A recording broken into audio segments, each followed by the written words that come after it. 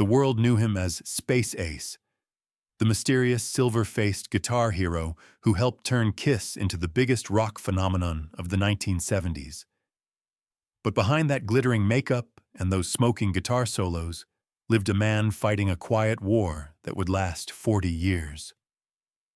A war that began the day Gene Simmons first looked at Paul Daniel Frehley and saw not an artist, but a piece in his grand design. This is the story of how one man's need for control collided with another man's hunger for freedom. How a partnership built on teenage dreams and arena-sized ambitions slowly crumbled under the weight of two fundamentally different philosophies. And how a backstage confrontation in 1982 revealed a truth that both men had been dancing around since the very beginning. What Gene Simmons and Ace Frehley never told the world was this. Their conflict wasn't about music. It wasn't about money. It wasn't even about ego. It was about something far more profound and far more human. And if you want to understand why Kiss became what it became, why Ace left when he did, and why their relationship remains complicated to this day, you need to hear this story from the beginning. Before we continue, please subscribe to this channel. What you're about to hear has never been told this way before. When Ace Frehley walked into that first Kiss audition in January 1973, he was just a 21-year-old kid from the Bronx with a beat-up Les Paul and a dream of making it as a rock guitarist. He had no grand vision, no master plan. He just wanted to play, to create, to lose himself in the music that had saved him from a dead-end life in working-class New York. Gene Simmons, on the other hand, had a vision so clear it could have been written in stone. The son of a Holocaust survivor, Gene had learned early that survival meant control, success meant domination, and rock and roll, in his eyes, was the ultimate vehicle for both. When he and Paul Stanley formed Kiss, they weren't just starting a band. They were launching a brand, a mythology, a carefully controlled spectacle that would make them not just famous, but legendary. From that very first rehearsal, the difference between Gene's worldview and Ace's was stark. Gene saw Kiss as a business, a machine where every part had its function and every member had their role. Ace saw it as a band, a living, breathing organism where creativity could flow freely and artists could be themselves. Gene needed structure, hierarchy, control. Ace needed space, freedom, authenticity. In those early days when Kiss was playing small clubs and struggling to pay rent, these differences didn't matter much. Everyone was too hungry, too desperate to make it. Ace wore the silver makeup and the space costume without complaint. He became Space Ace because that's what the band needed, and honestly, part of him enjoyed it. The character was cool, the stage show was exciting, and Gene's business savvy was actually getting them somewhere.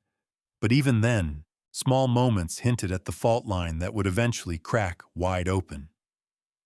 During sound checks, Ace would experiment with different guitar tones, different effects, trying to find sounds that excited him. Gene would interrupt, redirecting him toward what he called the Kiss sound. At photo shoots, Ace would sometimes break character, letting his natural personality shine through. Gene would pull him aside afterward, reminding him that Space Ace was the product, not Paul Frehley. These weren't fights. They were gentle corrections, professional adjustments. But with each one, Ace felt the cage getting a little smaller, and Gene felt his control getting a little tighter. Neither man realized they were setting the stage for a conflict that would define both their careers. The breakthrough came in 1975 with the live album Alive. Suddenly, Kiss wasn't just another glam rock band struggling for attention. They were genuine superstars, filling arenas, selling millions of albums, becoming the biggest thing in rock music. The makeup and costumes that had seemed like a gimmick now looked like genius. Gene's vision was vindicated. His controlled, calculated approach to building the Kiss empire was paying off spectacularly. But something else happened with that success. Something Gene hadn't anticipated. Ace Frehley became a star in his own right.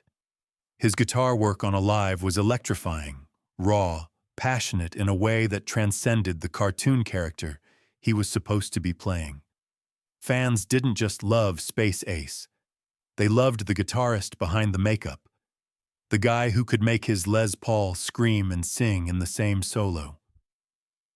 When teenagers hung Kiss posters on their walls, Ace's image was there alongside Gene's, equally prominent, equally beloved. And this, more than anything, began to shift the power dynamic that Gene had so carefully constructed. Because now Ace had something Gene couldn't control. Genuine, organic popularity that had nothing to do with marketing strategy or brand management. The first real crack appeared during the recording of the Destroyer album in 1976. Ace had been writing songs, good songs, and he wanted them on the record. Gene and Paul, who had always controlled the band's musical direction, weren't interested. They had their own material, their own vision for what Destroyer should sound like. Ace's songs, they felt, didn't fit. For the first time, Ace pushed back hard. In the studio, with producer Bob Ezrin watching, the tension boiled over. Gene laid it out plainly. Kiss wasn't a democracy, it was a company, and companies had leaders who made decisions. Ace's response cut to the heart of everything. Then I'm not an employee, I'm a partner. Technically, legally, Ace was right. Kiss was a four-way partnership. But in practice, Gene and Paul had always been the decision-makers, the visionaries, the ones steering the ship. This contradiction, this gap between the legal reality and the operational reality, was like a splinter, working its way deeper into the band's skin with every passing month. Ace eventually backed down on his songs, but something had changed. He had discovered that Gene's empire had limits. That control, no matter how absolute it seemed, could be challenged. And Gene had discovered something equally troubling. Ace wasn't going to be quietly controlled forever. The tours that followed were exercises in managed tension. Gene wanted every show to run like clockwork, every element precisely choreographed. Ace loved to improvise, to stretch out solos, to let the moment take him where it wanted to go. These weren't just artistic differences, they were philosophical ones. Gene saw the stage as a place where a carefully designed product was delivered to consumers. Ace saw it as a sacred space where artists connected with audiences through spontaneous creation. Night after night, this dynamic played out. Gene would plan every second of the show. Ace would subtly subvert those plans, adding 30 seconds here, changing an effect there, making the performance his own in small, defiant ways. And Gene, watching from the wings, would feel his control slipping just a little bit more. But the real breaking point, the moment that changed everything, came in 1977. That year, Kiss was at the absolute peak of their powers. The Love Gun album was a massive hit. They were playing stadium shows to hundreds of thousands of fans. From the outside, everything looked perfect. But inside the band, Ace was suffocating. According to people close to the band at that time, Ace approached Gene with an idea.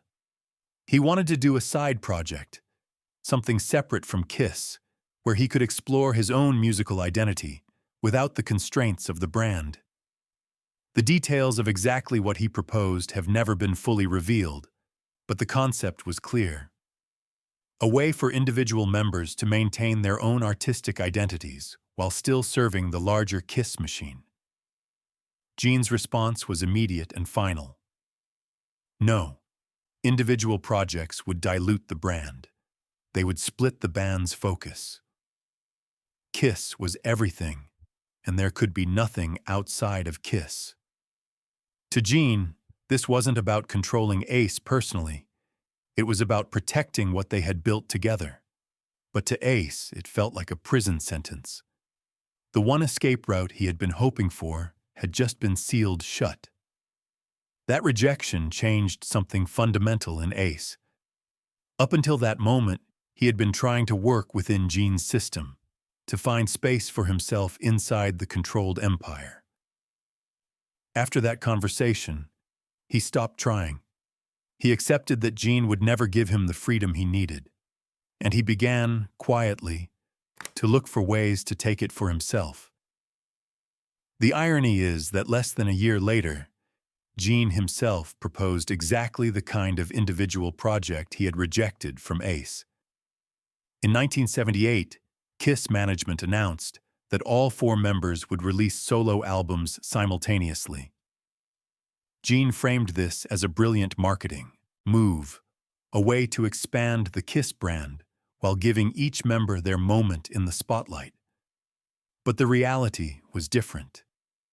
For Gene, the solo albums were just another controlled element of the larger strategy. For Ace, they were his declaration of independence. When Ace entered the studio to record his solo album, he did something Gene and Paul never expected. He made music that was completely, authentically his own. No compromises, no adjustments to fit the Kiss formula. Just Paul Daniel Frehley with his guitar, creating the sounds that had been building up inside him for years. He kept the recording process secret, sharing almost nothing with Gene or Paul about what he was doing. When they asked, he simply said he was working. Gene didn't worry much. After all, when the 4 albums came out simultaneously, they would all be roughly equal. Fans would buy them all. The brand would remain unified. But then September 1978 arrived, and the albums hit the stores. Within weeks, something remarkable happened. Ace's album began outselling the others. His single, New York Groove, became a genuine radio hit, climbing to number 13 on the Billboard Hot 100. Gene's album, Paul's album, Peter's album, none of them came close to matching that success. The quiet, controlled space Ace that Gene had thought he understood had just proven something explosive. He didn't need Kiss to be successful. He didn't need Gene's vision or Paul's leadership. On his own, with his own music, Ace Frehley could stand toe-to-toe with anyone. When Gene realized what had happened, the ground shifted beneath his feet. For 6 years, he had operated on the assumption that Kiss's success was built on his business genius and Paul's songwriting, with Ace and Peter as important, but ultimately replaceable components. Now Ace had demonstrated that the power dynamic was more complex than Gene had believed. Space Ace had an independent identity, a genuine fan base, and most dangerously of all, options. The next few years were a slow-motion collapse of the relationship between Gene and Ace. Backstage, the warmth that had once existed between them evaporated. Conversations became purely professional, transactional. Gene tried to reassert control in other ways, micromanaging every aspect of the band's operations.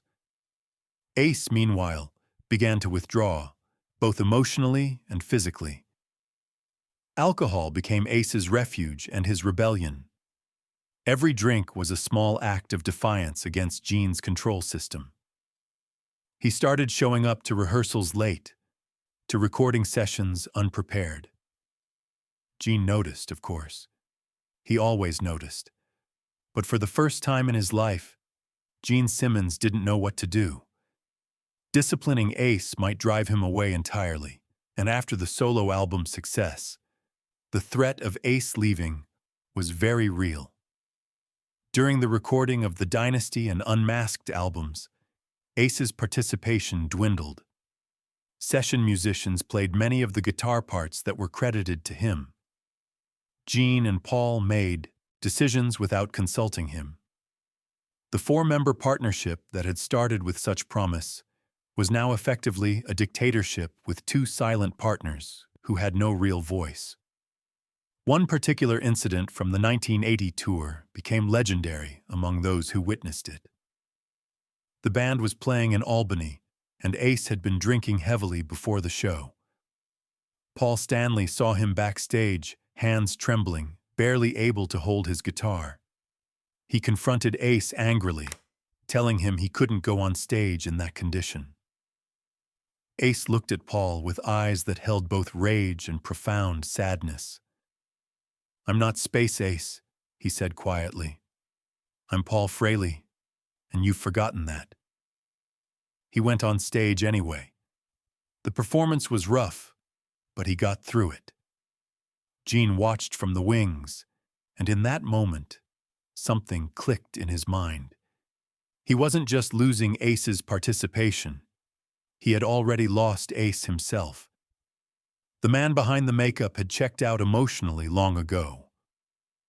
After that tour, Gene tried to have a serious conversation with Ace. He caught him alone one day and asked directly, "What do you want?" Ace was silent for a long time. Then he gave the answer that Gene had been dreading. "I want to be free. I want to play my guitar and make my music without someone telling me how it has to sound, how it has to fit the brand, how it has to serve the empire. I just want to be an artist." Gene had no response, because what Ace wanted was the one thing Gene couldn't give without dismantling everything he had built. Kiss was an empire, and empires don't grant independence to their territories. The year 1982 brought the inevitable conclusion. During the planning for the Creatures of the Night album, Ace made his decision final. He was leaving Kiss. Not with anger or drama, but simply because staying was killing the artist inside him. The official announcement was wrapped in corporate language about pursuing new directions and exploring different musical paths. But everyone involved knew the truth. The backstage confrontation that sealed it happened on a Tuesday afternoon in a New York rehearsal space. Gene asked Ace one last time to reconsider. The band needed him. The fans loved him. They could work something out. Ace shook his head. "For 10 years, I've tried to be Space Ace and Paul Frehley at the same time. But you only ever wanted Space Ace. You wanted the character, the image, the controlled product. You never wanted the real me. And I can't do it anymore, Gene. I can't disappear inside a mask for the rest of my life." Gene's response was telling. He didn't argue. He didn't plead. He simply said, "Kiss is bigger than any one person. We'll continue." And that statement, more than anything else, revealed the fundamental difference between them. To Gene, Kiss was indeed bigger than any individual. It was a brand, a legacy, an empire that could outlive its founders. To Ace, music was personal, intimate, human. It couldn't be separated from the people who created it without losing its soul. They shook hands that day. There was respect between them, even a kind of love. But they both knew they could never truly understand each other's worldview. Gene would always prioritize the empire. Ace would always prioritize the art. And those two priorities were simply incompatible. After Ace left, Kiss continued for decades. Gene was right about that. They hired new guitarists, kept the machine running, maintained the brand's power. The makeup continued to hide whoever was wearing it. Gene's vision of a controlled, eternal rock empire came to pass exactly as he had planned. But something was lost. Fans who had been there from the beginning could feel it. The authenticity that Ace brought, that sense that real human emotion was happening beneath the costume and makeup, was gone. Kiss became more professional, more polished, more controlled, and in becoming those things, it became less alive. Ace, meanwhile, struggled through his solo years. Without Kiss's infrastructure, without Gene's business acumen, the road was harder than he had anticipated. He battled addiction, financial problems, the challenge of building a career outside the shadow of his former band. Freedom, as it turned out, wasn't free. It came with a price that Ace paid every day. The reunion in 1996 brought them back together, but on different terms. Ace returned to Kiss, but this time as a hired gun with a clear contract and defined boundaries. Gene had to accept that he couldn't control Ace the way he once had. And Ace had to accept that stepping back into the Space Ace costume meant accepting some limits on his freedom. It was a compromise that satisfied no one completely. Gene still wanted total control. Ace still wanted total freedom. But they were older now, more aware of the costs of their choices. They did the reunion tours, made the albums, gave the fans what they wanted. And then, in 2002, Ace left again, this time permanently. Looking back now, more than 40 years after that first audition, the story of Gene Simmons and Ace Frehley reads like a Greek tragedy. Two talented men with fundamentally incompatible philosophies, bound together by circumstance and success, unable to coexist peacefully, yet unable to fully separate. Gene built his empire. He turned Kiss into a billion-dollar brand that has outlasted most of its contemporaries. By any business metric, he won. He proved that rock and roll could be managed like a corporation and still succeed spectacularly. Ace preserved his artistic integrity. He made music on his own terms, refused to be controlled, maintained his sense of self even when it cost him commercial success. By any artistic metric, he won. He proved that authenticity matters more than success. But maybe the real story is that they both won and both lost. Gene got his empire, but lost the soul of what had made Kiss special in the beginning. Ace got his freedom, but paid a heavy price in terms of stability and success. Neither man got everything he wanted because the things they wanted were mutually exclusive. In 2014, when some old recordings from Ace's basement were discovered, music historians were reminded of what might have been. Those tapes from the early 1980s showed an artist at the peak of his creative powers, writing music that was innovative, emotional, and deeply personal. If Gene had given him space within Kiss to explore that creativity, if the control system had been just a little more flexible, perhaps both men could have had what they wanted. But that's just speculation. What's real is the legacy they created together and the lessons embedded in their story. In any creative partnership, the tension between structure and freedom is vital. Too much control stifles creativity. Too much freedom creates chaos. The ideal is balance, but balance is almost impossible to maintain when the people involved have fundamentally different values. Gene and Ace gave rock and roll one of its greatest bands and one of its most instructive cautionary tales. They showed us what happens when two brilliant people with opposing philosophies try to build something together. They created magic, and they destroyed it. And in both the creation and the destruction, they revealed something profound about art, commerce, and human nature. Today, both men are in their 70s. Gene is still managing Kiss's legacy, controlling every detail of the farewell tours and the brand's future. Ace is at home with his guitars, making music when he feels like it, answering to no one. They speak occasionally, with respect and even affection. The war is over. Neither man won completely, but both survived to tell their version of the story. And perhaps that's the point.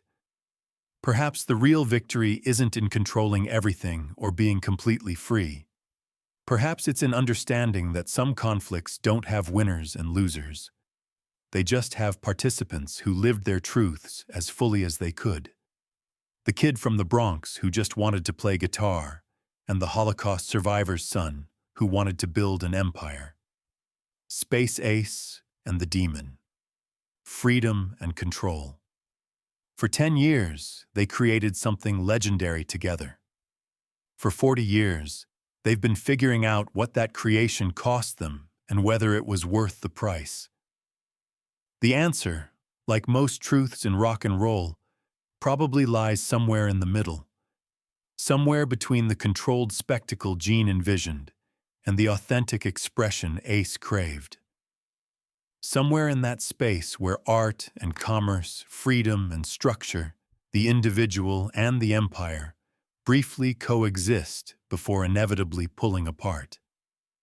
That space, that brief moment of perfect tension, gave us Kiss. And the story of how that tension eventually broke gives us one of rock music's most human, most relatable, most timeless tales. Because in the end, the 40-year conflict between Gene Simmons and Ace Frehley wasn't really about them at all. It was about all of us. About the choices we make between security and freedom. About the price we pay for our principles. About the impossibility of having everything we want and the courage it takes to choose what matters most.